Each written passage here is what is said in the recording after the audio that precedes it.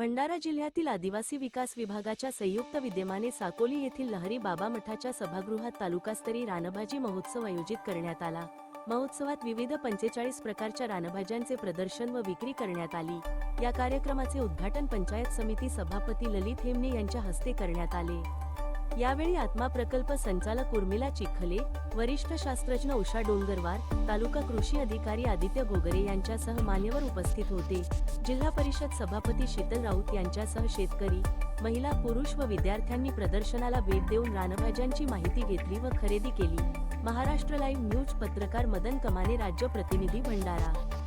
नैसर्गिक असते आणि नैसर्गिक खाल्ल्यामुळे आपल्या शरीरामध्ये भरपूर एनर्जी निर्माण होत असते। त्याच्यामुळे माझं एक म्हणणं आहे की आपण हे रानभाज्या खाणे खूप गरजेचे आहे आणि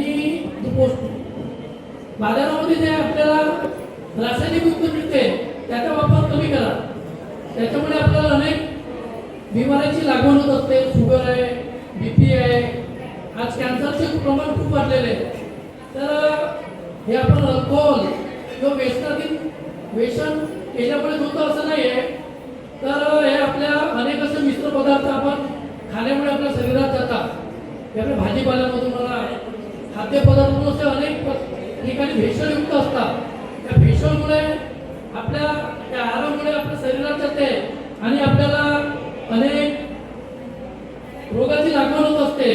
त्याच्यामधून आपण कॅन्सरसारखा असा ग्रस्त आजार आहे, न दुरुस्त होणारा एक बिकट असा। क्या आपकी गाड़ी कभी किसी को ब्लॉक कर देती है या एक्सीडेंट में कोई हेल्प नहीं मिलती? मिलिए सेफ्टी क्यूआर से, आपकी गाड़ी का डिजिटल गार्डियन जो हर मुश्किल में आपके साथ है। अगर कोई आपकी गाड़ी से ब्लॉक हो जाए तो वो बस क्यूआर स्कैन करेगा और आपको तुरंत मैसेज आएगा।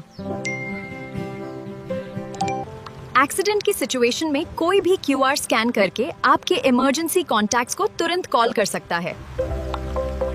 आज ही सेफ्टी क्यूआर लगवाइए और हर सफर को सेफ बनाइए। एक बार रजिस्टर करो, लाइफ टाइम प्रोटेक्शन पाओ।